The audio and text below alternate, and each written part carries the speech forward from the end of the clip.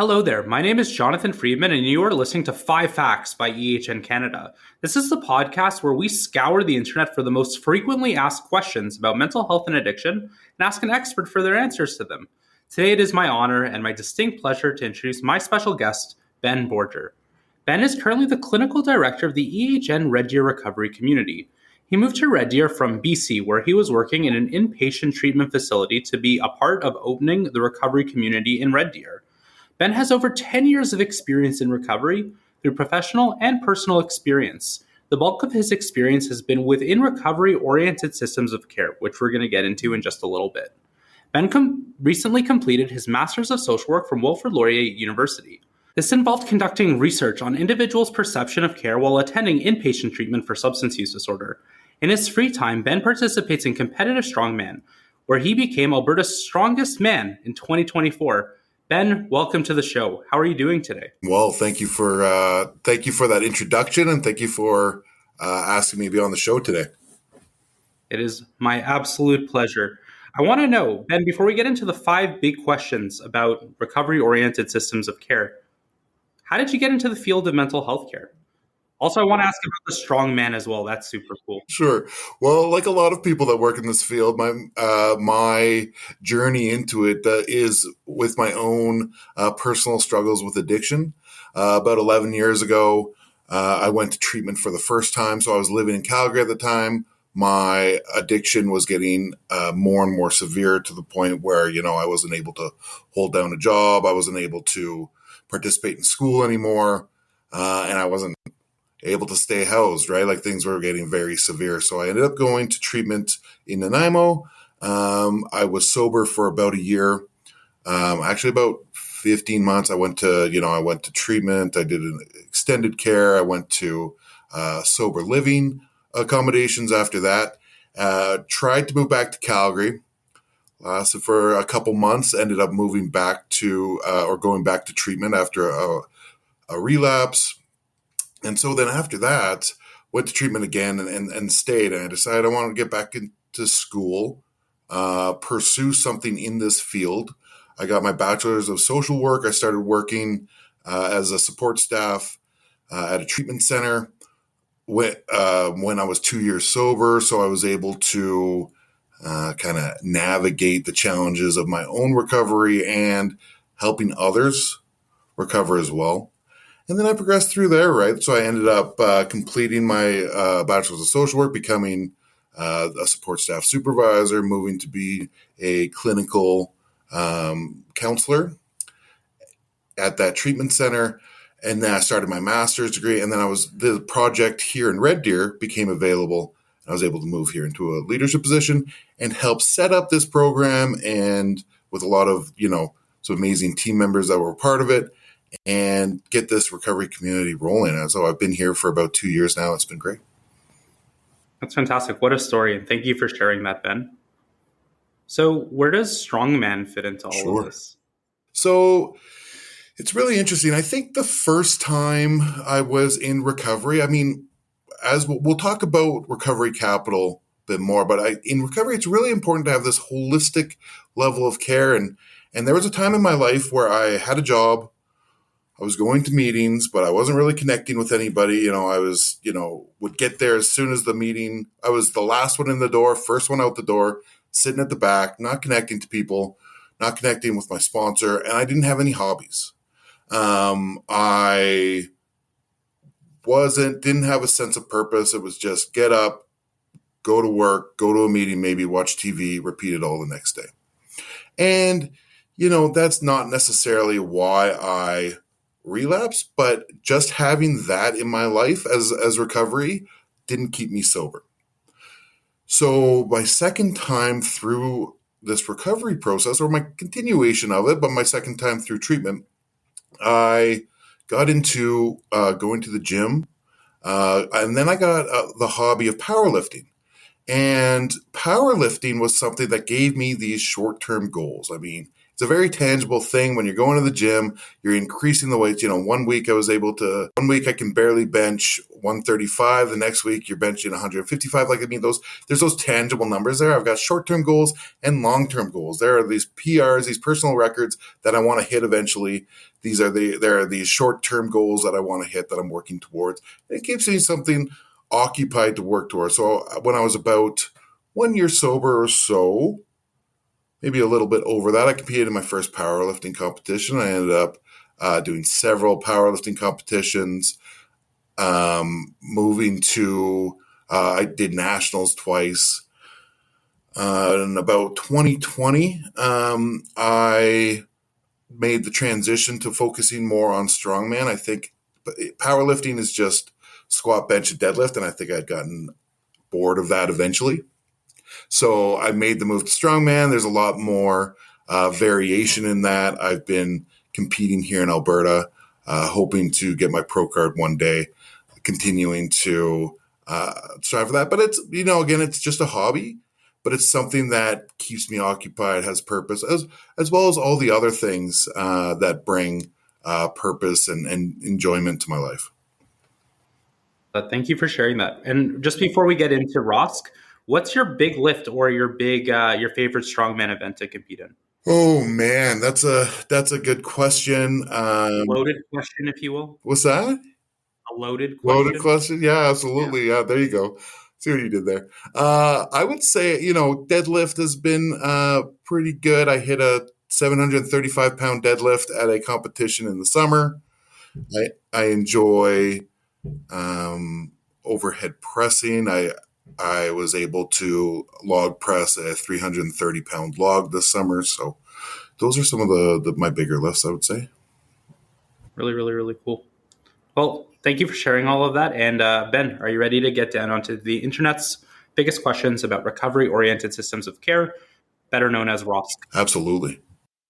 Okay, so what is ROSC? What are our recovery-oriented systems of care? Yeah, quite simply, a recovery-oriented system of care could be a coordinated network of person-centered, community-based services and supports that builds on the strengths and resiliency of individuals, families, and communities. We can break it down a little bit more from there, please, if you like. But yeah, so kind of some of the key components to ROSC is this understanding that recovery is possible. And I'm not just talking from, my background is in addictions.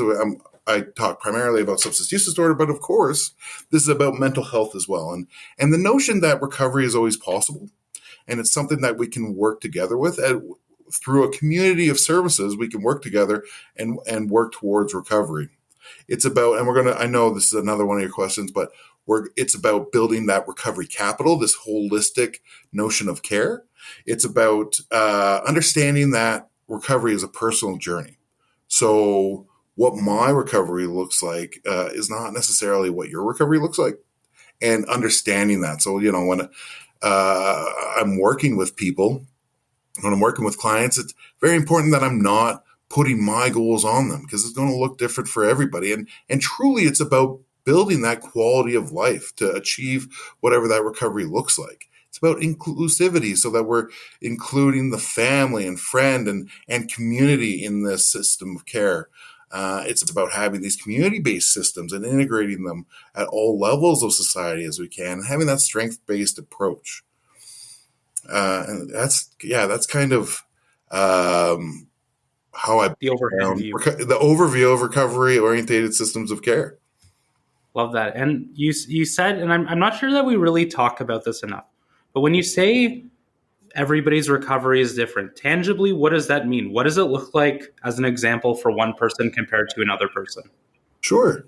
So I think, as we grow in this journey as a society too of recovery, there were times where things were a lot more black and white, right? Like either, recovery is abstinence and not using any mood altering substances. And if you're using it at all, then you're not in recovery. But there's a spectrum of care from harm reduction to abstinence, and maybe somebody's goal is total abstinence, but maybe somebody's goal is to better improve the quality of their life. And there's different ways they look at doing that.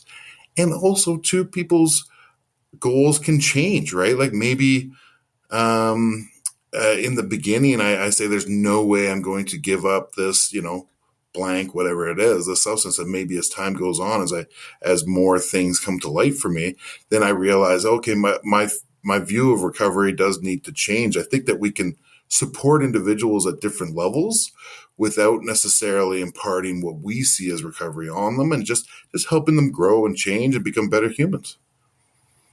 One size does not fit all, and the system must be flexible to fit people's needs. Absolutely. Amazing. So let's talk a bit more about that system. What is recovery capital? You brought it up before. Sure. So recovery capital, this is a term that I'm hearing more and more, and it's that holistic look at recovery, right? So it's the idea that one metaphor that I use is the recovery capital is like a bank account, right? And these things that are building up my recovery, like having somewhere safe to live, having social supports, having sober friends, having a job or a source of income, those are things that I add into the bank account. The withdrawals are the challenges that make it difficult for me to stay in recovery, right? So it could be a transition out of a treatment center. It could be some sort of calamity in my life. It could be a loss of a job. If I don't have a lot of supports built up around me, and I lose my job, it can be quite difficult to continue with my same recovery journey. I can go a little bit deeper into it too. This recovery was recovery. Feel free. Yeah, recovery capital. It first comes from research done by Stanfield and Cloud back in the 1990s in New York. And what they did, the research was very interesting. They looked at individuals that had what they called natural recovery. And natural recovery was individuals that didn't necessarily go to treatment, that they were using, they were identified as having a substance use disorder. And one day they were able to stop. And so in this qualitative study, they looked at how were these individuals able to stop? And what they found are some key factors that are important for moving into recovery. And that's having those social supports, having community support, having housing, having access to transportation, healthcare, all these different things. Now, the research isn't to say that assisted recovery, so going to a recovery community or going to a treatment center, is problematic or should be discouraged. Absolutely, in the contrary, it's so if this is working for these people, then when we do go to treatment and we focus on this stuff, it's a real it will only benefit, it will only make it better, and we see that, right? Like an individual can go to treatment for 30, 60, 90 days and focus on their addiction and things coming up from the past. But if they leave and they go right back into the same environment, they maybe they end up going back to a shelter. They've got the same friends. They don't have a source of income. They don't have an ID. They don't have these different things that would build up recovery capital. The research shows us that they're not going to do well. And anecdotally, I know that they're not going to do well, right? So it's about more than just focusing on what, the addiction that's at hand. It's everything else that's going to support us. Totally. So it sounds like recovery capital. So let's take a step back. Let's say I'm person A and I go to inpatient treatment. I leave inpatient treatment, but I don't have friends who participate in a sober lifestyle. I might be still struggling to find work or a routine. I may have a really rough home life. If I'm coming back to that sort of situation A, that would be sort of potentially low recovery capital versus somebody who exits treatment and has a job. Maybe the job even helps send them to treatment, or a stable, friendly, warm home life and partner, and friends who engage in a sober lifestyle as well. That is more recovery capital, and that will enable me to carry on with this sober, recovered lifestyle for longer. Absolutely. What I really like about recovery capital too, as a tool for both clients and facilitators, is that it's quantifiable. So we can do these different recovery capital assessments and You can highlight all the different resources that you have, a simple questionnaire or a scale saying, between 0 and 20, where do you feel like you're at with your housing situation right now? And we can give a number. We can give a number on where we are with our recovery capital.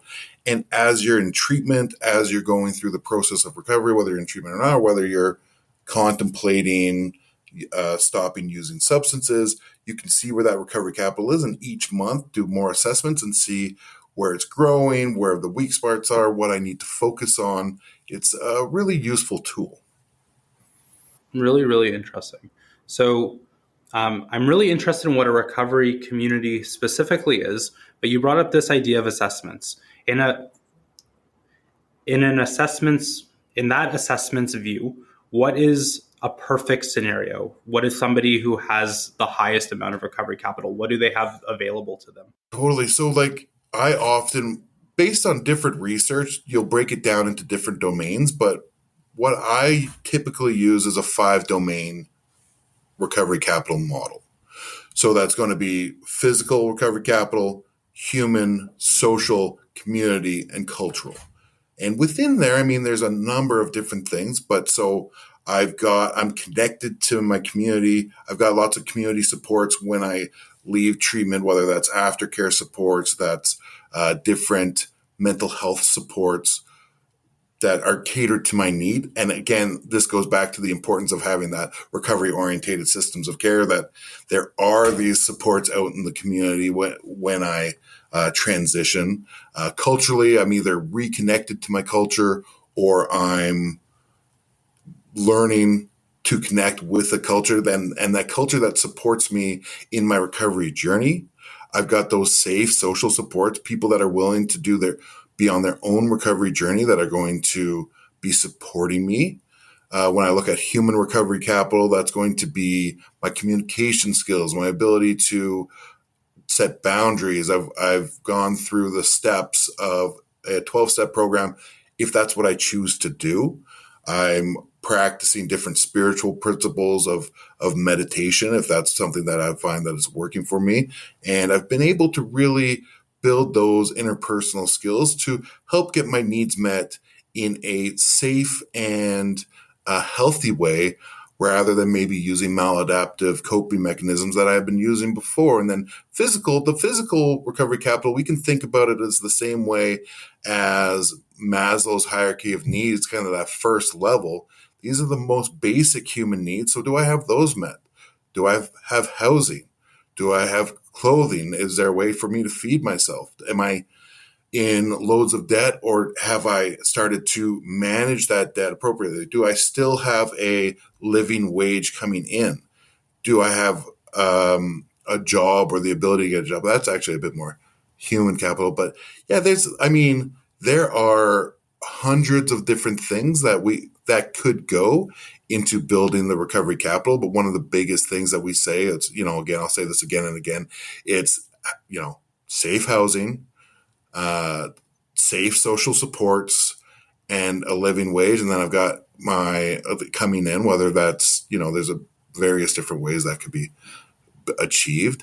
And then also, that sense of purpose and connection to culture. That's fantastic. Thank you so much for sharing that, Ben.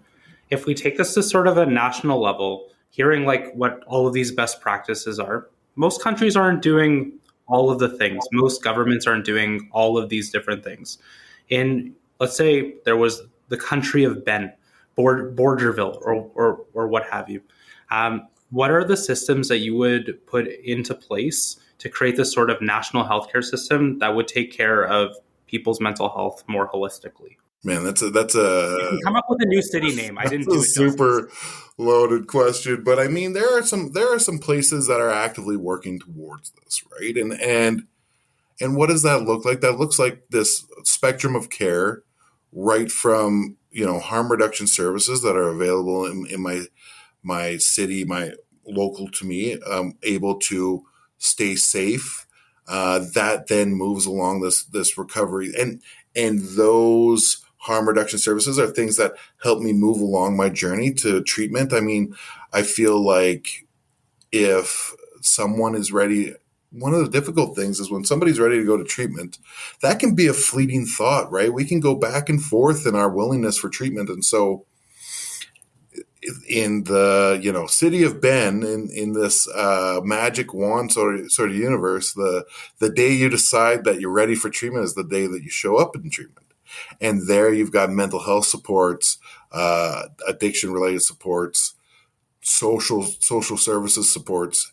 When have completed treatment, then there's a transitional housing that's available for me. I don't have to panic. Where am I going to live after this? There's a safe support that's managed, and it's also a step down, right, with the level of care. And then those supports are available in the community for me, whether I'm going to pre-employment services, so I'm learning vocational skills, building a resume, getting tickets.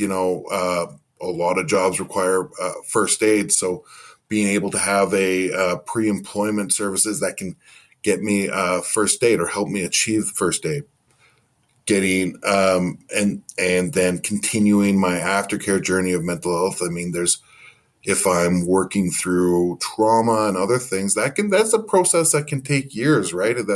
Of dealing with that in outpatient services and working towards recovery. So then having those long-term recovery supports as well. Really great. Well, I might move to the city of Ben soon. It would be good. Population too, but soon it's growing. It's growing.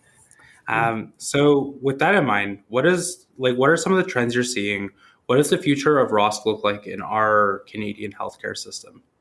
Yeah, so more and more provincial governments. Of course, this is under healthcare, so it's been handled provincially for the most part, right? And more provincial governments are recognizing the need for treatment beds for publicly funded access to treatment, and are building that up and building up sober living beyond that. And I think that's the thing, is the real thing is the capacity, is having the ability to treat somebody where they're at when they're ready for treatment. And somebody, it's the harsh reality is that people are succumbing to their addiction and mental health while they're on the wait list for these facilities. And I know a lot of governments are kind of frantically building as much capacity as possible right now. So that's what we're seeing these days, is a more move to including mental health and addiction health in addiction recovery health into the whole spectrum of the Canadian healthcare system. Super insightful. Ben, it's been an absolute pleasure to have you on the show. If you were to give any of our listeners a piece of advice in starting maybe their own recovery journey, what would you share with them? Yeah, I mean, the first part is to recognizing kind of where you're at and it's the most difficult thing, but to asking for help, right? Like asking for help. There's a lot of services, toll-free numbers that you can start that journey and get more information about what is maybe available for you in your area, where you can go from there. Sometimes the first step is just asking something as simple, but not really quite as simple as that. Recovery is possible, and EHN Canada is the place for both virtual and inpatient treatment programs for mental health and addiction. To learn more about the work we do, please go to ehncanada.com. To listen to even more episodes of 5 Facts, you can check it out on your favorite streaming platform like Spotify or Apple Podcasts. Ben, thank you so much, and we'll see you all next time.